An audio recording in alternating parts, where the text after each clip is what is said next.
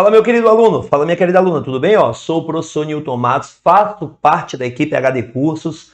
Professor Hugo Dias me contratou e eu vou ajudar você a gabaritar a matéria de Direitos Humanos na prova da Polícia Militar do Estado do Ceará. Então, pode contar comigo? Vamos para frente! E para isso, nós vamos começar a nossa aulinha aí, partindo do pressuposto que os direitos humanos também podem ser cobrados dentro da Constituição Federal, principalmente uma parte dessa Constituição que é uma das mais importantes, que são os princípios fundamentais. Então, como os direitos humanos estão presentes do artigo 1º ao 4º do texto constitucional, mais ainda, não só como estão presentes, mas como podem ser cobrados em uma prova, como podem ser cobrados na sua prova. Então, vem aqui comigo, vamos para a primeira questão. Deputados federais vinculados a determinado partido político consultaram sua assessoria a respeito da possibilidade de alterarem a forma de Estado adotada pela Constituição da República de 1988. A assessoria, em total harmonia com a sistemática constitucional, respondeu negativamente sob o argumento de que a forma de Estado consubstancia cláusula pétrea. É correto afirmar que a referida forma de Estado prevista no título dos princípios fundamentais da Constituição da República Newton, o que é que tem a ver isso com direitos humanos? Dentro do direito constitucional, geralmente você só decora forma de governo, forma de Estado, regime de governo e sistema certo de governo. Então, aqui nos direitos humanos, você vai mais do que decorar. Você vai ter que entender um pouquinho, principalmente, dois desses conceitos. Quais são os dois conceitos? A forma de governo e a forma de Estado.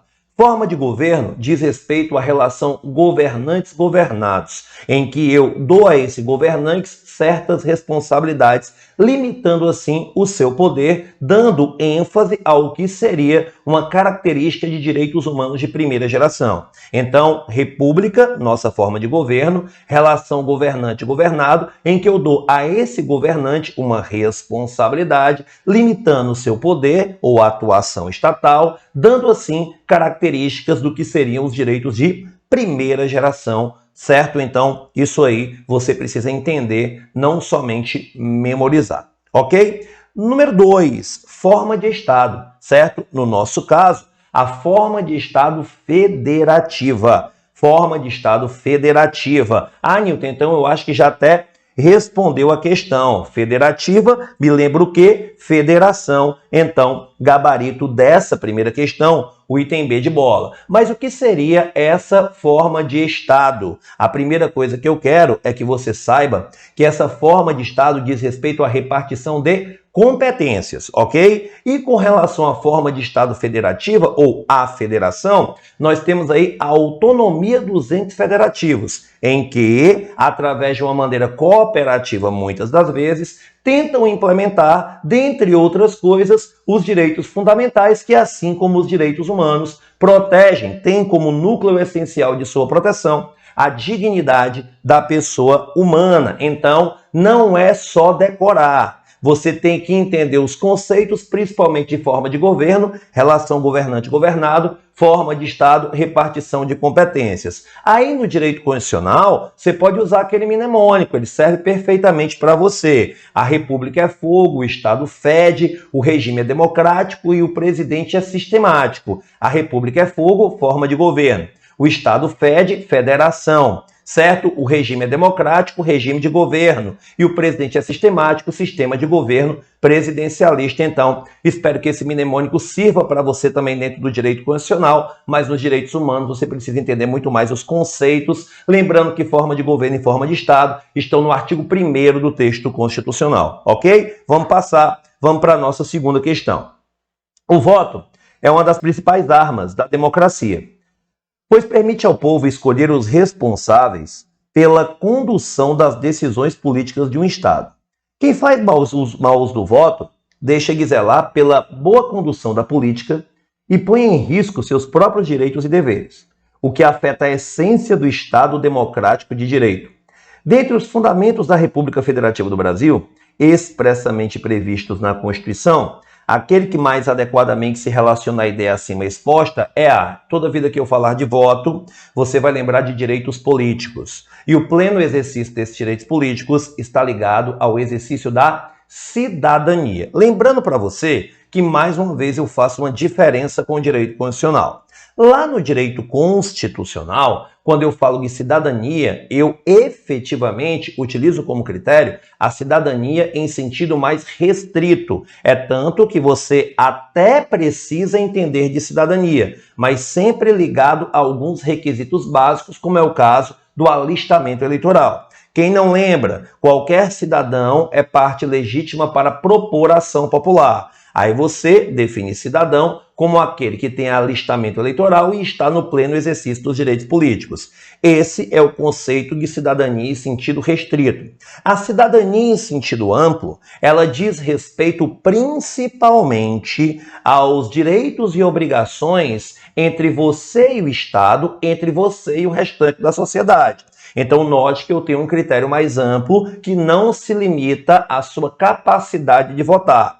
Por exemplo, o fato de você digitar em uma rede social sua opinião política, obviamente distante do discurso de ódio, obviamente distante de uma fake news, é uma manifestação de sua cidadania. Então, quando você, enquanto indivíduo preocupado com o bem-estar da sociedade, com a moralidade administrativa, expressa em uma rede social aquilo que você acha sobre os rumos do governo, mais uma vez reitero, distante do discurso de ódio, distante das fake news, você está exercendo a sua cidadania. Então, para os direitos humanos, nós adotamos a cidadania em sentido amplo. No direito constitucional, nós adotamos uma cidadania costumeiramente explicada em sentido restrito. Então, você tem que fazer essa diferença, por favor. Mas, como ele pegou o voto, e o voto é oriundo do alistamento eleitoral e está ligado aos direitos políticos, independente de você saber o conceito de cidadania em sentido restrito e cidadania em sentido amplo, você responderia a questão. Porque a questão aqui, ela está ligada a quê, pelo amor de Deus? A cidadania. Portanto, o gabarito da nossa segunda questão é o item A de avião. Gabarito de nossa segunda questão,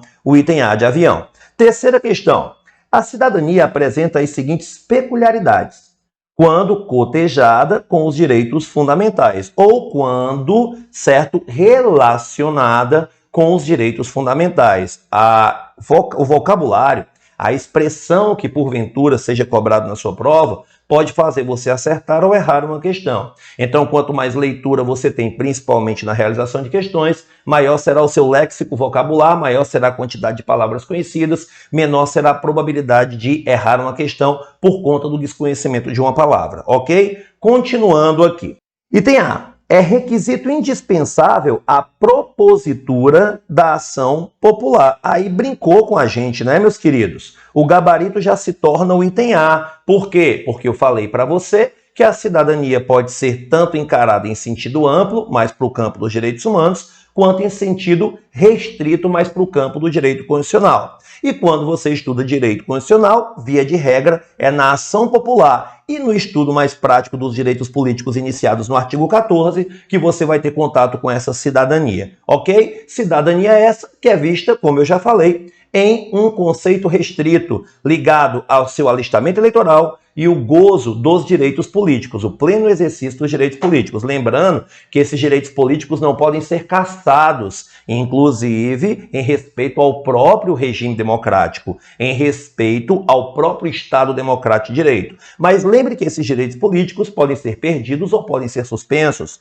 aonde eu encontro as causas de perda e suspensão, lá no artigo 15, você lembra de SICRI, certo? Cancelamento de naturalização, incapacidade civil absoluta, condenação penal transitada em julgado enquanto durarem os efeitos da condenação, recusa de cumprimento da obrigação a todos imposta ou prestação social alternativa, não gosto desse ou, mas o texto diz ou, lá no artigo 15, certo? E eu tenho também aí, certo, a improbidade administrativa. A improbidade administrativa, certo? São motivos de perda ou suspensão. Newton, motivo de suspensão, eu tenho incapacidade civil absoluta, certo? A condenação penal transitada em julgado enquanto durarem os efeitos da condenação e a improbidade administrativa. E motivo de perda, eu tenho aí o cancelamento de naturalização e eu tenho aí a recusa do cumprimento de obrigação a todos imposta e o não cumprimento de prestação alternativa fixada em lei, a escusa de consciência aí, que é vista no artigo 5º, inciso 8, ela vai aqui efetivamente ser lembrada, certo? No artigo 15, inciso 4. Beleza, pessoal? Então ficou fácil, mas vamos analisar os outros itens, porque o A já foi correto logo de cara.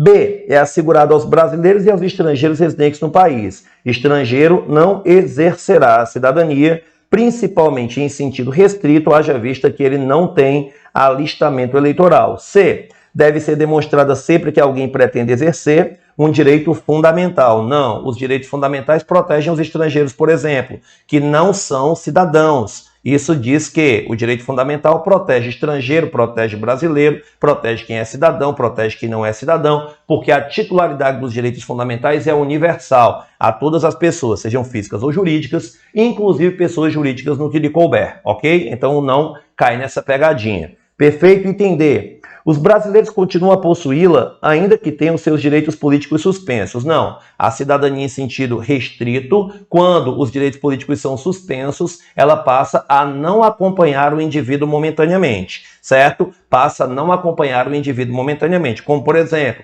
o preso cuja condenação transitou em julgado durante os efeitos da condenação, ele não tem aí a sua capacidade eleitoral ativa, ok? Tranquilo? Não caia nessa pegadinha. Item E. Pode ser naturalizada. Opa, pessoal, uma outra coisa muito importante. Não confunda nacionalidade com cidadania, certo? Nacionalidade é o vínculo jurídico-político que liga o indivíduo ao Estado, fazendo com que o indivíduo se torne parte do povo daquele Estado. Cidadania está ligado ao exercício dos direitos políticos ou às manifestações políticas. O conceito mais puro seria o direito de participação política do indivíduo na vida do Estado. Então, o direito de participação política do indivíduo na vida do Estado. Então, não confunda nacionalidade com cidadania. Essa nossa terceira questão foi para conta. O gabarito é o item A de avião. Gabarito, o item A de avião. Perfeito? Próxima questão. Quarta questão. Silvio, certo? E Maria travaram um intenso debate a respeito do conceito de cidadania considerada pelo inciso 2 do artigo 1º da Constituição da República Federativa do Brasil. Um dos fundamentos da República Federativa do Brasil. Silvio defendia que todo brasileiro é cidadão, enquanto Maria ressaltava a necessidade de serem preenchidos alguns requisitos para a obtenção da cidadania. A esse respeito, é correto afirmar que, opa, meu querido, o Silvio, eu acho que não entendeu muito bem a nossa explicação. Porque aquele indivíduo que mantém vínculo jurídico-político com o Estado brasileiro, ele é nacional. Nem todo nacional é cidadão. Nilton, como assim? Uma criança de 10 anos, dentro do conceito de cidadania no sentido restrito, ela pode ser nascida no Brasil, filho de pai e mãe brasileiro, ser efetivamente brasileiro nato, mas ela não será considerada cidadã. Nilton, por quê? Porque ainda não preenche alguns requisitos, como bem foi falado aí pela Maria, né? No finalzinho diz, ressaltava a necessidade de serem preenchidos alguns requisitos para a obtenção da cidadania. Então, vamos até marcar aqui, ó, Maria, certo? Maria está correta. Silvio não está correto. A esse respeito, é correto afirmar que, item A, Maria está errada. Não, Maria está correta. Item B, Silvio está errado, pois é possível existir um brasileiro que não seja cidadão. Perfeito. Gabarito item B, Silvio está errado, nem todo brasileiro é cidadão, ok? Agora, em compensação, todo cidadão será brasileiro. Nilton, por quê? Porque eu tenho como regra a ideia de que os estrangeiros são inalistáveis. Lembrando, como regra, por quê? Porque eu tenho a situação do português equiparado, que é uma exceção. Note que eu estou seguindo uma sequência. A gente falou de 3 questões seguidas de cidadania, uma das minhas maiores apostas. Porém, não esqueça, o principal fundamento da República Federativa do Brasil, ligado aos direitos humanos, é a dignidade da pessoa humana, que inclusive dentro dos direitos fundamentais é considerado um metaprincípio, um supraprincípio ou um superprincípio do ordenamento jurídico brasileiro. Não esqueça disso. Vamos para a nossa próxima questão aí, por favor. Quinta. A Constituição acolhe uma sociedade conflitiva de interesses contraditórios e antagônicos, na qual as opiniões não ortodoxas podem ser publicamente sustentadas, o que conduz à poliarquia. Aí você vai lá, né, dá aquela grifada em poliarquia, mais uma palavra que adentra o seu vocabulário, um regime onde a dispersão do poder numa multiplicidade de grupos é tal que o sistema político não pode funcionar senão por uma negociação constante entre os líderes desses grupos. Aí você tem aí, efetivamente, uma referência ao José Afonso da Silva, certo? Um dos ícones do constitucionalismo brasileiro. Inclusive, é dele aquela principal classificação das normas constitucionais em eficácia plena, contida e limitada. Nota, está falando de uma sociedade conflitiva, está falando de uma sociedade plural, está falando de diferentes opiniões, está falando de uma poliarquia. Meus queridos, se ele ligar a princípios fundamentais, o princípio que atende a esse chamado da questão é o princípio do pluralismo político. É tanto que a resposta da questão vai ser o item C de casa. O termo pluralismo dá essa ideia de diversidade. Cuidado! Não confunda pluralismo político com pluripartidarismo. Muita gente, quando decora, usa o mnemônico associativa plu, e o plu acaba associando a qualquer plu que ele já viu na vida. Então, não confunda pluralismo político com pluripartidarismo. O pluripartidarismo é uma manifestação do pluralismo político, mas o pluralismo político é muito mais do que o simples pluripartidarismo. Exemplo, quando eu e você discutimos a respeito, certo, de uma sociedade plural, o fato de discutirmos a respeito dessa sociedade mostra que nós temos opiniões que podem ser complementares ou opiniões que podem ser diferentes ao ponto de nunca chegarmos no consenso, já marca o pluralismo. O Brasil é um estado laico que abriga pessoas das mais variadas religiões. Eu tenho desde os católicos, que são maioria, até os islâmicos, e forte presença desses islâmicos estão, por exemplo, em Foz do Iguaçu, no Paraná. Isso faz com que nós tenhamos uma sociedade que necessita do diálogo, uma sociedade em que a democracia necessita efetivamente entender que algumas minorias, elas devem sim ser respeitadas, afastando aquele conceito de um modelo democrático como sendo a ditadura da maioria, ok? Questão que eu considero muito interessante, uma questão sobre fundamentos, vai a fundo na questão do pluralismo. Espero que você tenha gostado e vamos agora para a nossa sexta questão. Vamos agora para a nossa, certo, sexta questão. Deixa eu só passar aqui, sexta questão.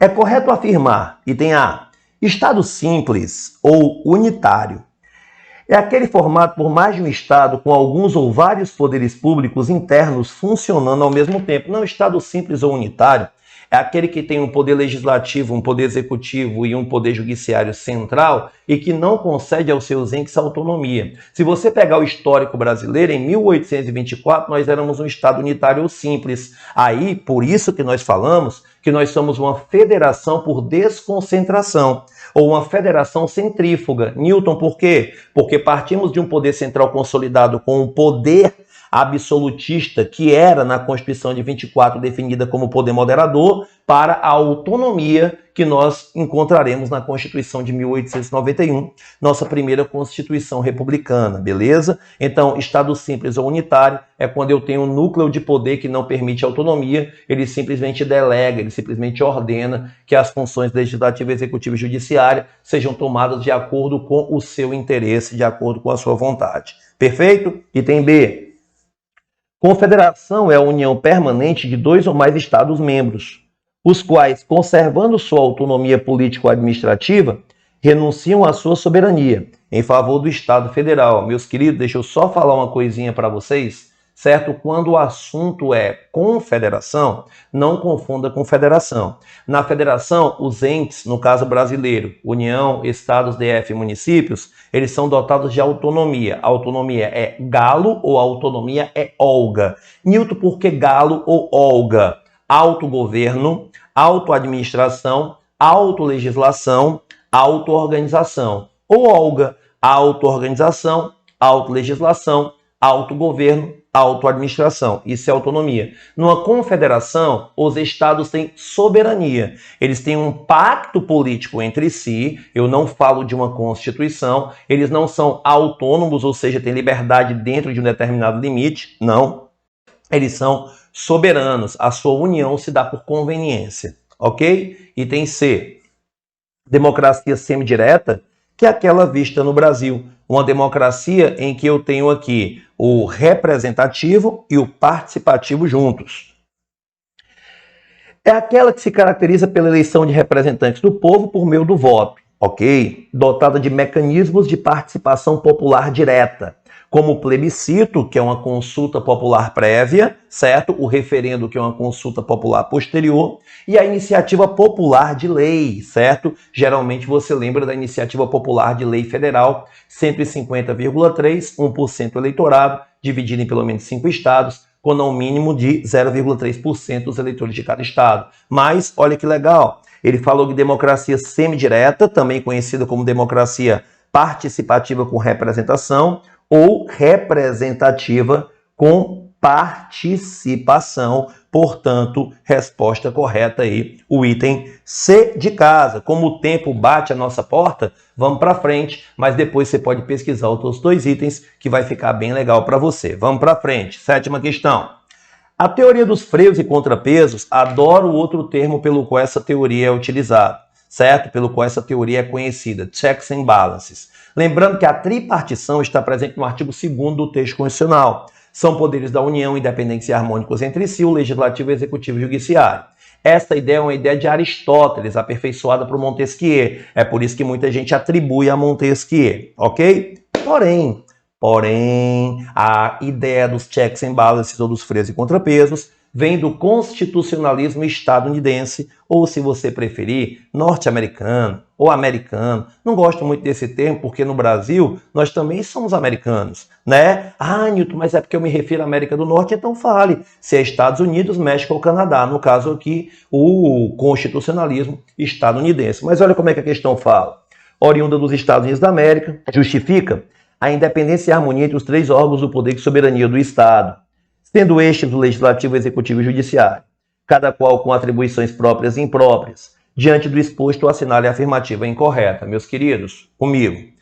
Eu tenho atribuições próprias ou típicas e atribuições impróprias ou atípicas. Então, anota aí.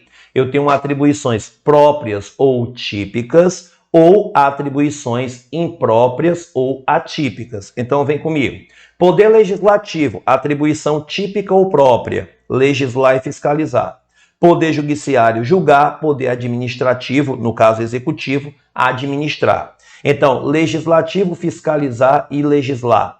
Judiciário, julgar. Executivo, administrar. Quando um desses faz o papel próprio do outro, eu digo que ele está exercendo para si uma função imprópria ou atípica. Beleza? Vamos ver como é que a gente analisa dentro da questão. Vem comigo. O poder legislativo exerce a atividade primária. Cuidado! Talvez o primário não esteja aqui como sinônimo de próprio. Em fase do Estado democrático de direito, em que todos se submetem ao império da lei, ou seja, somos regidos por regras. Ninguém é obrigado a fazer ou deixar de fazer alguma coisa senão em virtude de lei.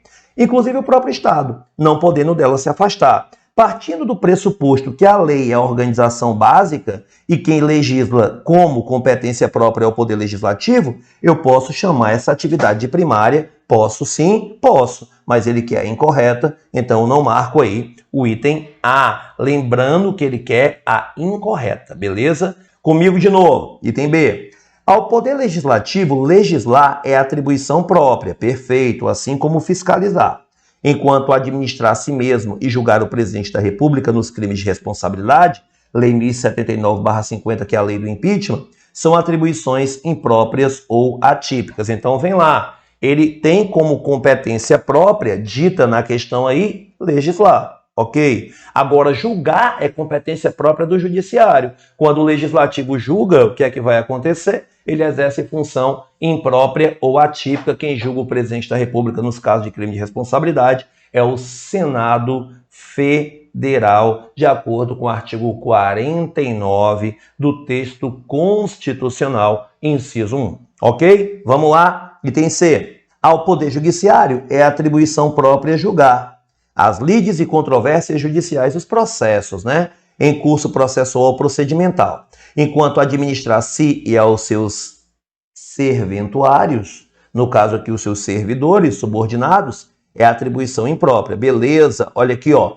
julgar é própria, administrar é imprópria, perfeito, o item A estava correto, o item B está correto, o item C está correto, não marcamos porque ele quer o incorreto. Item D.